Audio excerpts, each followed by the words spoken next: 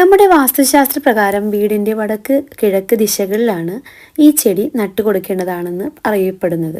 അതുകൊണ്ട് തന്നെ നല്ലൊരു പോസിറ്റീവ് എനർജി തരികയും അതുപോലെ തന്നെ പ്രധാന വാതിലിൻ്റെ വലതുവശത്ത് ഈ ചെടി നടുന്നത് വളരെ നല്ലതാണ്. സംസ്കൃതത്തിൽ ഈ ചെടിയെ വിഷ്ണുപ്രിയ, വിഷ്ണുകാന്ത, ഗിരിദർപ്പിണി എന്നെല്ലാം വിളിക്കുന്നു. ശംഖുപുഷ്പം 2 നിറത്തിലാണ് കണ്ടുവരുന്നത്, വെള്ളയും നീലയും. വെള്ളയ്ക്കും നീലയ്ക്കും ഒരുപോലെ തന്നെ അതിൻ്റെ ഗുണങ്ങളുണ്ട്. ശിവപ്രീതിക്ക് വേണ്ടിയിട്ട് നമ്മൾ എല്ലാ ശനിയാഴ്ചകളിലും നമ്മൾ ശംഖുപുഷ്പം സമർപ്പിക്കുന്നത് നമുക്ക് ആയുസ്സും ആരോഗ്യവും വർദ്ധിക്കാൻ നല്ലതാണ്. എല്ലാവിധ ഐശ്വര്യങ്ങളും തരാൻ വേണ്ടിയിട്ട് സഹായിക്കുന്ന ഒരു ചെടിയാണ് ശംഖുപുഷ്പം എന്ന് പറഞ്ഞല്ലോ. അതുപോലെ തന്നെ അത്രയേറെ ഗുണങ്ങളുള്ള ചെടിയാണ് തുളസിയും. അപ്പോൾ ഈ ശംഖുപുഷ്പവും തുളസിയും അടുത്ത് തന്നെ വളർത്തുന്നത് വളരെയേറെ നല്ലതാണ്. കരിഞ്ഞ ചെടികളോ ഉണങ്ങിയ ചെടികളൊന്നും ഇതിൻ്റെ അടുത്ത് വളർത്താതിരിക്കുക. ശംഖുപുഷ്പം വളരാനായിട്ട് ഏറ്റവും അനുയോജ്യമായിട്ടുള്ള സ്ഥലം വടക്ക് കിഴക്ക് ദിശയാണ്. വടക്ക് കിഴക്ക് ദിശയിൽ ഒരു മൂട് ശംഖുപുഷ്പമെങ്കിലും വളർത്തുക. വേറെ ദിശയിലാണ് ശംഖുപുഷ്പം വളരുന്നതെങ്കിൽ അത്ര ശുഭകരമല്ല. കടബാധിതകളും രോഗദുരിതങ്ങളും വരുന്നതിനും അത് കാരണമാകും. വടക്ക് കിഴക്ക് ദിശകളിൽ ശംഖുപുഷ്പം നിങ്ങൾ നട്ടു വളർത്തിയാൽ കുഴപ്പമില്ല. വേറെ ദിശയിൽ തന്നെ മുളച്ച് തന്നെ വരാണെങ്കിൽ അത്ര പ്രശ്നമില്ല. നമ്മളായിട്ട് നട്ടാലാണ് പ്രശ്നം കൂടുതൽ വരുന്നത്. വളരെയധികം ദൈവാധീനം കൂടുതലുള്ള ചെടിയാണ് ശംഖുപുഷ്പം. അതുകൊണ്ട് മലിനജലങ്ങളോ ആവശ്യമില്ലാത്ത വെള്ളങ്ങളൊന്നും ചെടിയുടെ ചോട്ടിൽ ഒഴിച്ചു കൊടുക്കാൻ പാടില്ല. ഈ ചെടിയുടെ അടുത്ത് പുകയിടാനോ തീയിടാനോ ഒന്നും പാടുന്നതല്ല. ഇതുപോലുള്ള ചില തെറ്റുകൾ ചെയ്താൽ നമുക്ക് ദോഷഫലങ്ങളാണ് വന്ന് ചേരുക. വിളക്ക് കത്തിക്കുന്ന സമയത്ത് ശംഖുപുഷ്പത്തിൻ്റെ പൂക്കൾ സമർപ്പിക്കുന്നത് നല്ലതാണ്. വീടുകൾ ഐശ്വര്യവും സമ്പത്തും വന്നു ചേരാനായിട്ട് സഹായിക്കും. അതുപോലെ തന്നെ ശിവഭഗവാന് ഏറ്റവും ഇഷ്ടപ്പെട്ട പുഷ്പങ്ങളിൽ ഒന്നാണ് ശംഖുപുഷ്പം. ശിവക്ഷേത്രത്തിൽ ശംഖുപുഷ്പം സമർപ്പിക്കുന്നത് വളരെ നല്ലതാണ്. ശനിയാഴ്ച വിളക്ക് കത്തിക്കുന്ന സമയത്ത് ശംഖുപുഷ്പം പൂക്കൾ സമർപ്പിക്കുന്നത് ശിവപ്രീതി കൂടുവാനും ഐശ്വര്യം വന്നു ചേരാനും സഹായിക്കും.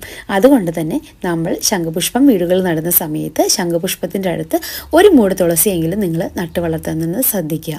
അതുപോലെ തന്നെ ശംഖുപുഷ്പത്തിന് നമ്മൾ മലിനജലങ്ങളോ അതുപോലെ നോൺ വെജിറ്റായിട്ടുള്ള സാധനങ്ങളൊന്നും നമ്മൾ യൂസ് ചെയ്യാൻ പാടില്ല.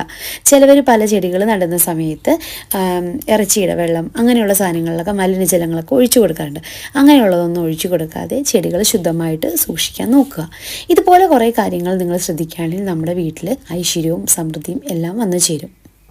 ശ്രീ മഹാവിഷ്ണു ഭഗവാന്റെ പഞ്ചജന്യ ശംഖിൻ്റെ പ്രതീകം തന്നെയാണ് ഈ ശംഖുപുഷ്പം. അതുകൊണ്ട് ഈ പുഷ്പം വളരുന്ന വീടുകളിൽ പോസിറ്റീവ് എനർജി വന്ന് നിറയുകയും നെഗറ്റീവ് എനർജിയെ തുടച്ചു മാറ്റപ്പെടുകയും ചെയ്യുന്നു. എന്നാൽ ഈശ്വരൻ വസിക്കുന്ന ഈ ചെടികൾ നമ്മൾ പരിപാലിക്കുന്ന സമയത്ത് അറിയാതെ തന്നെ ചില തെറ്റുകൾ സംഭവിക്കാറുണ്ട്. ഇവയെ വളർത്തുന്ന സമയത്ത് സുഗന്ധമില്ലാത്ത ചെടികളും അതുപോലെ തന്നെ മുള്ളുള്ള ചെടികളും ഈ ചെടിയുടെ തൊട്ടടുത്ത് വളരാൻ അനുവദിക്കരുത്. എല്ലാ രീതിയിലും ഭാഗ്യം വരുത്തുന്നു എന്നുള്ളത് മാത്രമല്ല, നല്ല ഔഷധ ഗുണം കൂടിയുള്ള ഒരു സസ്യം കൂടിയാണ് ഈ ശംഖുപുഷ്പം. അതുപോലെ തന്നെ ഉണങ്ങിക്കരിഞ്ഞതായിട്ടുള്ള ചെടികൾ ശംഖുപുഷ്പത്തിൻ്റെ അടുത്ത് നടാതിരിക്കുക. ഉണങ്ങിക്കരിഞ്ഞ ചെടികൾ ശംഖുപുഷ്പത്തിൻ്റെ അടുത്ത് നിൽക്കുന്നത് ദോഷം തന്നെയാണ്. തെക്ക് പടിഞ്ഞാറ് കന്നിമൂല ആയതിനാൽ അസുരം വസിക്കുന്ന ദിക്ക് എന്നാണ് കന്നിമൂലയെ വിളിക്കുന്നത്. അതുകൊണ്ട് ശംഖുപുഷ്പം ഈ ദിശയിൽ വളർത്താൻ അനുവദിക്കാൻ പാടുന്നതല്ല. അതുകൊണ്ട് കന്നിമൂലയിൽ ശംഖുപുഷ്പം ഒരിക്കലും വളരാൻ അനുവദിക്കരുത്. വടക്ക് കിഴക്ക് ദിശയിൽ ഒരു മൂട് ശംഖുപുഷ്പമെങ്കിലും വളർത്തുക. വേറെ ദിശയിലാണ് ശംഖുപുഷ്പം വളരുന്നതെങ്കിൽ അത്ര ശുഭകരമല്ല. കടബാധകളും രോഗദുരിതങ്ങളും വന്നു ചേരുന്നതിനും അത് കാരണമാകും. വടക്ക് കിഴക്ക് ദിശകളിൽ ശംഖുപുഷ്പം നിങ്ങൾ നട്ടു വളർത്തിയാൽ കുഴപ്പമില്ല. വേറെ ദിശകളിൽ അത് തന്നെ മുളച്ചു വന്നിട്ട് വളരുന്നതാണെങ്കിൽ കുഴപ്പമില്ല. നമ്മളായിട്ട് നടുമ്പോൾ നമ്മൾ വടക്ക് കിഴക്ക് ഭാഗത്ത് മാത്രം നടാൻ ശ്രദ്ധിക്കുക. കന്നിമൂലയിൽ ഒരിക്കലും നമ്മൾ ശംഖുപുഷ്പം നടാതിരിക്കുക.